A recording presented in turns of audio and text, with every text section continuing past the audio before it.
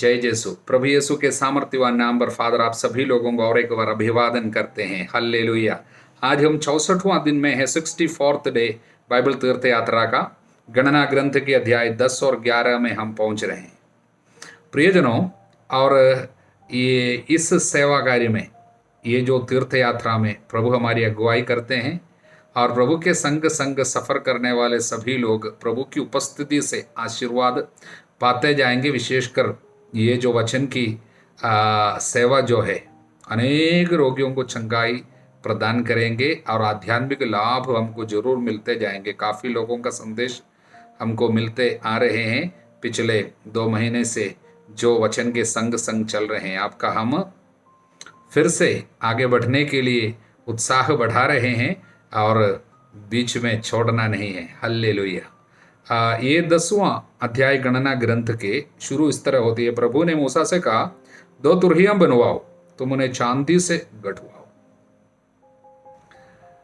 ये तुरहियां, देखिए प्रभु की सेना आगे बढ़ने के लिए अब तैयार है। ये कितने लोग हैं? पुरुष लोग युद्ध कर सकने वाले 6 लाख से ज़्यादा है, तो पूरी संख्या कम से कम 20 लाख से ज़्यादा होंगी। इनको आगे बढ़ने के लिए अब प्रभु तुरही बनाने के लिए बोले। ये तुरही बाद में इसराइलियों के जीवन का मतलब भाग बनकर हम देखेंगे, उनके त्यौहार में बराबर इस्तेमाल करते हैं आगे बढ़ने के लिए, और युद्ध के समय में सब इस्तेमाल होगा। इसका एक आध्यात्मिक अर्थ संत पासियन, बार्सिलोना के बिशप रहा, वो हमको देता है। वो कहता है, The army is led by 2 trumpets because the people are called to readiness in faith by the 2 commandments of charity. मतलब यही है, सेना प्रभु की ये तुरही, 2 तुरही की मदद से आगे जिस तरह बढ़ेगी, उसी तरह विश्वासी लोग, माने प्रभु के चुने हुए लोग अपने विश्वास में, प्रभु की सेवा में विश्वास के कारण आगे बढ़ेंगे। इसमें 2 बात बराबर उनकी मदद करते जाएंगे, यानी 2 आज्ञाएं तुरही की तरह। एक, प्रभु के प्रति प्यार, दूसरा अपने भाई बहनों के साथ प्यार। अपने भाई बहनों को हमें प्यार करनी है। ये 2 आज्ञाएं हमको 2 तुरही की तरह आगे बढ़ने में मदद करते जाएंगे। और ये चांदी क्यों है? चांदी परिशुद्ध, शुद्धि, पवित्रता का एक प्रतीक है। साथ में बाइबल हमें बताते हैं, स्तोत्र संख्या 12 में वचन 7, प्रभु की वाणी परिशुद्ध है, वो चांदी के जैसा है जो 7 बार घटिया में गलाई गई है। ये पवित्र वचन है। वचन हमारी मदद करेंगे आगे बढ़ने में। और ये चांदी को पीट पीट के, पिठाई कर करके, इसलिए इंग्लिश में वो वर्ड है हामर्ड मेटल, हामर्ड सिल्वर। तो इसको बनाने के लिए इसको पिठाई करती है। वो एक प्रतीक है प्रभु की सेवा में। जितने लोगों को प्रभु चुने हैं आगे बढ़ने के लिए मदद करेंगे, उन सभी लोगों को ये तकलीफ, हैमरिंग अनुभव, यानी जीवन में दुख संकट से होकर वे आगे बढ़ेंगे। हल्लेलुया। साथ में ये चांदी को एक और अर्थ, उसका एक और आध्यात्मिक अर्थ है, वो है मुक्ति, रिडम्पशन। देखिए, यही तुरही बजाई जाएगी प्रभु जब दोबारा आएंगे अपने लोगों को इकट्ठा करने के लिए, वो बजाएंगे। जिस तरह तुरही बजाने से लोग इकट्ठे आ जाते थे वर्शिप के लिए, मतलब आराधना के लिए भी लोग इकट्ठे आते थे, और प्रभु की सेवा में युद्ध के लिए, आध्यात्मिक युद्ध है इसमें, तुरही के द्वारा लोग आ जाते थे। इसी तरह प्रभु तुरही बजाएंगे। प्रभु जब आएंगे दोबारा आगमन में यही तुरही बजाई जाएगी। उस समय हम सभी लोगों की मुक्ति होगी। स्वर्ग के लिए प्रभु हम सभी लोगों को इकट्ठा करेंगे। इसलिए यहाँ पर जो चांदी जो है, सिल्वर, वो मुक्ति का प्रतीक है। और ये चांदी से जब ये तुरही बनाएंगे, उस समय प्रभु ने निर्धारित किया था कि एक ही मेटल होगा, मतलब अलग अलग पीस नहीं होगा, एक पीस। इसको पिटाई कर करके एक ही पीस से तुरही बनाना है। इसी का एक संदेश यही है। संत पासियन हमको बताते हैं कि वो मुक्तिदाता एक ही है, प्रभु है। इसलिए एक ही पीस से, वन पीस ऑफ मेटल, उससे ये तुरही बनाई जाती है। हल्लेलुया। 11वां वचन में हम पढ़ते हैं, दूसरे वर्ष के दूसरे महीने के 20वें दिन बादल विधान की मंजूषा के निवास से ऊपर उठा। मिस्र से निकलने के बाद अब पूरे 1 साल बीत गए और 1 महीना और 6 दिन बीत गए। अब प्रभु अपने लोगों को सिनाई मरुभूमि से कनान की ओर लेकर जा रहे हैं। ये पहला प्रस्थान है मंजूषा, प्रभु के पवित्र निवास स्थान आने के बाद। आगे बढ़ने का क्रम पूरा प्रभु ने सिखाया, किसको, कब, कैसे आगे बढ़ना है, कब मंजूषा उठानी है, किसको उठाना, ये सब क्रम प्रभु ने सिखाया। देखिए, पहले मिस्र से निकलते समय वो क्रम सब नहीं था। कब से आया, जब सिनाई में प्रभु उतर के आया और प्रभु उनके बीच में निवास करने लगा मंजूषा के साथ। उसके बाद अब प्रभु के लोगों को आगे बढ़ना हो, उसमें क्रम चाहिए, एक व्यवस्था चाहिए। इतने सारे लोगों को यदि ये व्यवस्था सब नहीं होते तो बहुत तकलीफ होती। लेकिन प्रभु हर एक व्यक्ति को कहाँ रहना है, कैसे जाना है, सारी व्यवस्था कर चुके हैं। बच्चों को और बुजुर्गों को सब आगे बढ़ने के लिए तकलीफ तो जरूर होगी, लेकिन प्रभु उन सबों का ख्याल रखता है, सबका ख्याल रखने वाला प्रभु। हल्लेलुया। इस तरह प्रभु अपने लोगों को लेके जा रहे हैं। अब याद रखना, यहाँ से जब निकल रहे हैं, प्रभु की उपस्थिति संग में है, साथ में है, और कब इनको आगे बढ़ना है, उस समय प्रभु की उपस्थिति, बादल जो है विधान की मंजूषा के निवास से ऊपर उठेगा। ये एक निशान है उनके लिए आगे चलने के लिए। इसका मतलब प्रभु स्वयं आगे आगे इनको लेकर जा रहे हैं। कब जाना है प्रभु बताते हैं, कब ठहरना है, कहाँ ठहरना है प्रभु बताते हैं। इनके जीवन के हर एक चीज के ऊपर प्रभु का भी अधिकार है, अपनी मर्जी से कहीं जा नहीं सकता। हल्लेलुया। और वचन 29 में मूसा ने अपने ससुर मिदियानी रऊएल के पुत्र होबाब से कहा। इसका मतलब मूसा अपनी पत्नी के भाई से कहा, उसका नाम है होबाब। अब हम वो देश जाएंगे जिसके विषय में प्रभु ने यह वचन दिया था कि मैं उसे तुम्हें दे दूंगा, तुम भी हमारे साथ चलो, हम तुम्हारी भलाई करेंगे, क्योंकि प्रभु ने इस्राएलियों की भलाई करने का वचन दिया है, हमारे साथ चलो। क्योंकि ये व्यक्ति जो है होबाब मूसा की पत्नी के भाई है, समझते हो। तो उनको प्रभु, ये लेकिन इस्राएली नहीं है, मिदियानी है, इनको मूसा साथ में लेकर जाना चाहता है। कारण क्या है? 2 कारण है। एक तो है इनको उजाड़ खंड के पूरी जानकारी है, मरुभूमि की ज़्यादा जानकारी है, इसलिए पड़ाव डालने के लिए और लोगों को ये उजाड़ खंड में रहने के लिए सब आपके ज्ञान का हमें काम में आ जाएगा। वो एक बात।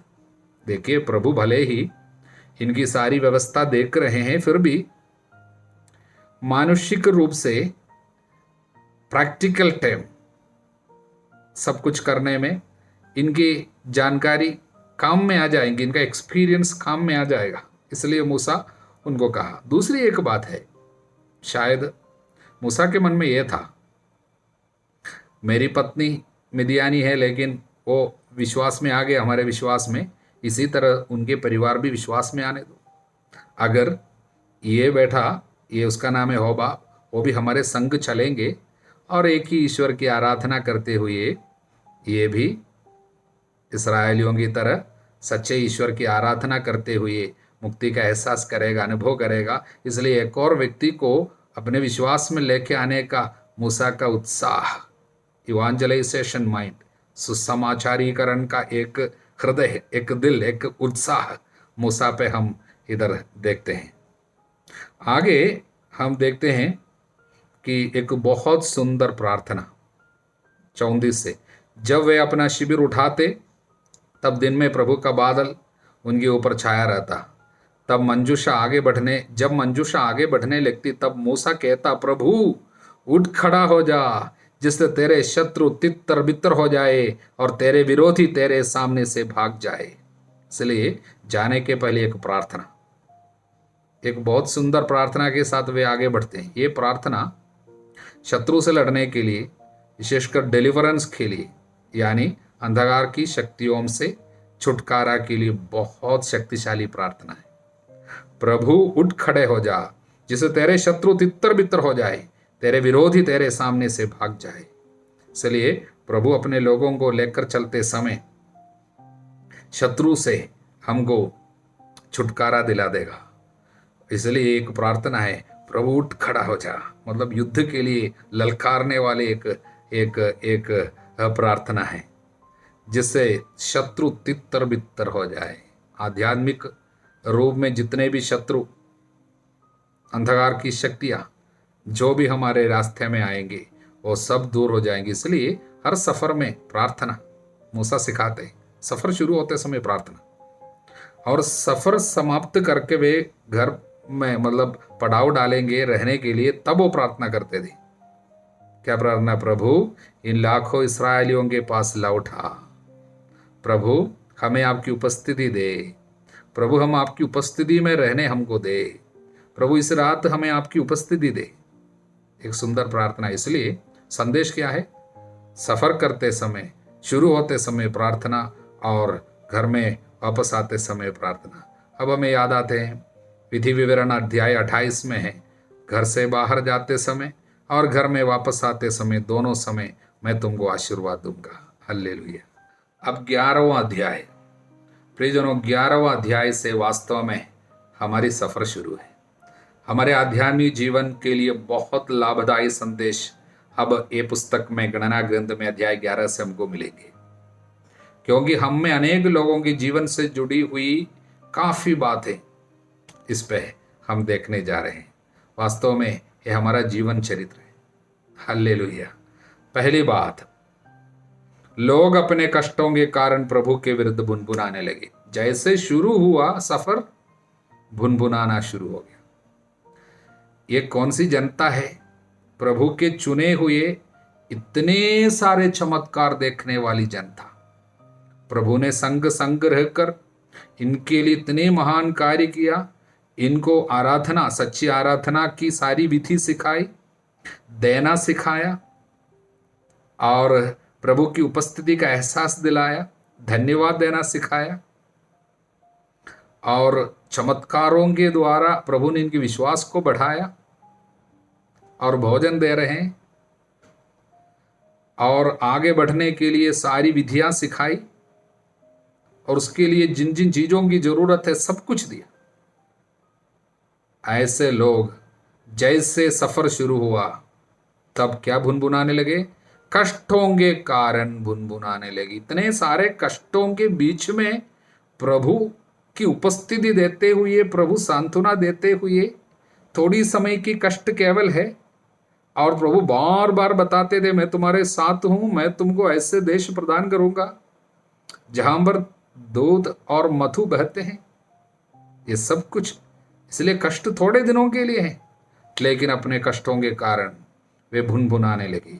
इसलिए क्रोध प्रभु का भड़क उठा, क्योंकि जब आदमी के हृदय में धन्यवाद का भावना नहीं है और विश्वास प्रभु के शब्दों पे कम हो जाते, तभी तो भुनभुनाना। इसलिए कष्टों के कारण क्यों भुनभुनाते हैं? विश्वास कम हो जाते। इसलिए क्रोध आया, प्रज्वलित आग जो प्रभु की उपस्थिति थी, पूरे रात में इनके ऊपर प्रभु की उपस्थिति के रूप में आग रहती थी, वो आग अब खतरनाक आग बन गया, बचाने वाला आग, भस्म करने वाला आग बन गया। देखिए, आग बचाते हैं, शुद्ध करते हैं, और प्रभु की उपस्थिति का चिन्ह है पवित्र आत्मा की उपस्थिति आग की। लेकिन वो आग हमारे लिए खतरनाक बन जाएंगे कब? जब भुन आने की आदत हमारे हृदय में है। तब क्या हो गया? उसने शिविर का एक कोना जला दिया और लोग सब प्रार्थना किया। मूसा जाकर प्रभु से प्रार्थना किया और अग्नि बुझ गई। इसलिए उस स्थान का नाम तबएरा पड़ गया, तबएरा, क्योंकि वहां उनके बीच प्रभु की अग्नि प्रज्वलित हुई थी। इसलिए याद रखना, तबएरा मतलब भुनभुनाने के कारण आग जहां गिरा। अनेक लोगों के परिवार में आज आग गिरते हैं, भस्म हो जाते हैं, काफी जगह काफी चीजें भस्म हो जाता है, कारण कष्टों के कारण भुनभुनाते हैं। तकलीफ में प्रभु को भूल जाते हैं। संग में रहने वाले, साथ साथ रहकर आगे बढ़ाकर ले चलने वाले, और उनके उनके उनके ऊपर हमारा विश्वास खत्म हो जाते हैं। और उन्होंने हमको कितने सुंदर बातें बताई है कि मैं तुमको लेकर चल रहा हूं थोड़ी समय तक। लेकिन वो बात हम जब भूल जाते हैं, आने वाली महिमा की बातें हम भूल जाती हैं, अभी के कष्ट के कारण जब हम हिम्मत हार जाते हैं, तब आग हमारे लिए हानि पहुंचाने लगते हैं। इसलिए इस बात का, इस जगह का नाम याद रखना, तबएरा। हल्लेलुया। एक विपत्ति इनको एक चेतावनी के रूप में आई थी, लेकिन इन लोगों ने नहीं सीखा। अब 14 वचन से क्या हम देखते हैं? वो स्वादिष्ट भोजन के लिए लालायित हो उठे, विलाप करने लगे। कौन हमें खाने के लिए मांस देगा? हाय, हमें याद आता है, हम मिस्र में मुफ्त में मछली खाते थे, साथ ही खीरा, तरबूजा, गंदना, प्याज और लहसुन। अब तो हम भूखों मर रहे हैं। क्या बोल रहे? भूखों मर रहे हैं, हमें कुछ भी नहीं मिलता। क्यों ऐसा बोल रहे हैं? मन्ना के सिवा हमें कुछ नहीं दिखाई देता। ये मन्ना बहुत स्वादिष्ट भोजन था। बाइबल में इसके विषय में लिखा है, ये देवदूतों की, स्वर्ग दूतों के भोजन थे। स्वर्ग से प्रभु ने स्वयं दिया और बहुत ही स्वादिष्ट था। तेल में तली हुई पूरी जैसा था, वचन में लिखा है। और ऐसे मन्ना को इन लोग तुच्छ समझने लगा। इतने सुंदर कार्य प्रभु उनके लिए कर रहे हैं, लेकिन जो चीज उनको अभी मिल नहीं रहा है, उसके कारण वो चिल्लाने लगे और भुनभुनाने लगे और रोने लगे। आशीषों को, प्रभु के वरदानों को हल्का समझना एक बहुत खतरनाक पाप है। वरदानों को तुच्छ समझते। देखिए, प्रभु उनको जरूर मछली, मांस सब देते, लेकिन प्रभु कुछ समय के लिए इनको मन्ना दे रहे थे। वो केवल कुछ दिनों के लिए, कारण एक बार अपने जगह जो प्रभु देने के लिए तैयार करके रखे हैं, कनान देश, वहां पर पहुंच जाते तो सारी व्यवस्था प्रभु वहां पर कर रखे हमारे लिए, इनके लिए सारे भोजन, मांस चाहिए और मछली चाहिए, सब प्रभु प्रबंध किया। लेकिन अब सफर में, मरुभूमि में शरीर के लिए सबसे अच्छी चीज क्या है जानकर प्रभु मन्ना दे रहे थे। क्योंकि सफर में अगर मीट मछली खाएगा, मरुभूमि में सब एक खाएंगे, प्रभु अगर प्रबंध करता, अगर खाते तो उनको नुकसान होता, इसलिए प्रभु नहीं देता था। लेकिन इन लोग मांग रहे। ये देखकर मूसा ने लोगों को, हर परिवार को अपने अपने तंबू के द्वार पर विलाप करते सुना। देखिए, प्रभु का आनंद नष्ट हो गया। प्रभु में आनंद मनाने की क्षमता नहीं है। जो चीज नहीं है उसके कारण आनंद मनाता है। हम में अनेक लोगों की हालत है, इतना प्रबंध प्रभु करने के बावजूद और प्रभु की इच्छा को पहचाने बगैर, प्रभु के दिए हुए वरदानों को धन्यवाद स्वरूप याद किए बगैर विलाप करना। जो चीज अभी नहीं है उसके कारण, वास्तव में अब उसकी जरूरत नहीं थी, उसके बावजूद इन लोग मांग रहे हैं। इसी को लालच कहते हैं, पेटूपन कहते हैं। इसलिए विलाप करते हुए मूसा ने सुना। मूसा को ये बहुत बुरा लगा और मूसा जाकर बहुत बड़ी एक प्रार्थना करते हैं। बहुत सुंदर प्रार्थना है। अपने दिल का दुख और क्रोध, ये सब कुछ एक साथ प्रकट कर रहे हैं। तो अपने दास को इतना दुख क्यों दे रहा है? तू मुझ पर इतना अप्रसन्न क्यों है? इस प्रजा का पूरा बोझ मेरे ऊपर डाला है, क्या मैं उसकी माँ हूं? क्या मैंने उनको प्रसव किया? क्या इस तरह पूछता है। तब प्रभु ने कहा, तो मैं इनकी इच्छा के अनुसार खाना दूंगा, मैं इनको मीट खिलाऊंगा। तब मूसा को विश्वास नहीं हुआ। मूसा कहता है, ये 6 लाख से ज्यादा पैदल सैनिक है, तो भी तू कह रहा मैं उनके लिए इतना मांस जुटा दूंगा और वे महीने भर खाएंगे? तो क्या इतनी भेड़े और बछड़े काटे जा सकेंगे कि वे इसके लिए पर्याप्त हो? तब प्रभु ने मूसा को क्या उत्तर दिया? वचन 23, क्या प्रभु में इतनी भी शक्ति नहीं है कि वो ऐसा कर नहीं सके? या मुझ में इतनी शक्ति नहीं कि मैं कर नहीं सकता हूं? विश्वास किया और प्रभु ने किया। प्रभु ने क्या किया? प्रभु की आज्ञा से समुद्र की ओर से हवा आई। वचन 31, हवा आई। प्रभु कहने से हवा आई और अपने साथ बटेरे ले आई और उन्हें आसपास गिरा दिया। इन सभी लोगों को बटेरों को खाने के लिए मिल रहे हैं। प्रियजनों, वे सब खाए, इनकी इच्छा भर वे खा रहे हैं। वचन कहते हैं, तब लोग वे उनका मांस पूरा खा भी नहीं पाए थे कि प्रभु का क्रोध लोगों पर भड़क उठा। प्रभु ने उन लोगों पर एक भारी व्याधि भेज दी, एक महामारी। काफी लोग मर गए। इसका मतलब क्या है? प्रभु आशीर्वाद या साथ में महामारी भी भेजी। इसका मतलब यही है प्रियजनों, प्रभु उनके लिए उस समय के लिए जो चीज उनके शरीर के लिए अच्छा था वो दे रहा था, लेकिन वे लोग फिर से मांगने के कारण प्रभु दे दिया। कुछ बातें ऐसी है जो हम लोग बार बार मांगेगा, प्रभु देगा, लेकिन वो हमारे लिए हानिकर होगी। देखिए, मरुभूमि की हालत में काफी दिन तक चलना था इनको। उस समय उनके पेट के लिए अच्छा नहीं था। मरुभूमि की उस हालत में मांस खाना उनके लिए अच्छा नहीं था। हम भी सफर के समय में हम लोग हल्का भोजन करते हैं, ये नॉर्मल है। लेकिन इन लोगों के लिए भी प्रभु की इच्छा यही थी कि इनके लिए संरक्षण के लिए, इनके शरीर के लिए अब अच्छा यही है। अच्छा भोजन प्रभु दे रहा था, लेकिन मांग मांग कर प्रभु से ले लिया और खाया। तब क्या हो गया? उनके बीमारी लाई, प्रभु का संरक्षण नष्ट हो गया। कारण क्या है? प्रभु की इच्छा के खिलाफ जो भी चीज आप खाएंगे, भले ही प्रभु का दिया हुआ क्यों ना हो, प्रभु क्यों देता है? आप बार बार चिल्ला चिल्ला कर मांगेगा, प्रभु देगा, लेकिन वो आपको नुकसान करेगा। इसलिए उन लोग खाने के बाद एक बीमारी आ गई और काफी लोग मर गए। इससे संदेश क्या देते हैं प्रभु? पेटूपन और लालच, लोभ इत्यादि चीजों से बीमारी, महामारी आ सकती है। इसलिए वो जगह में काफी लोगों को एक साथ दफनाना पड़ा। उस जगह का नाम किब्रोत हथावा। याद रखना, ये नाम किब्रोत हथावा मतलब पेटू लोगों का कब्रिस्तान।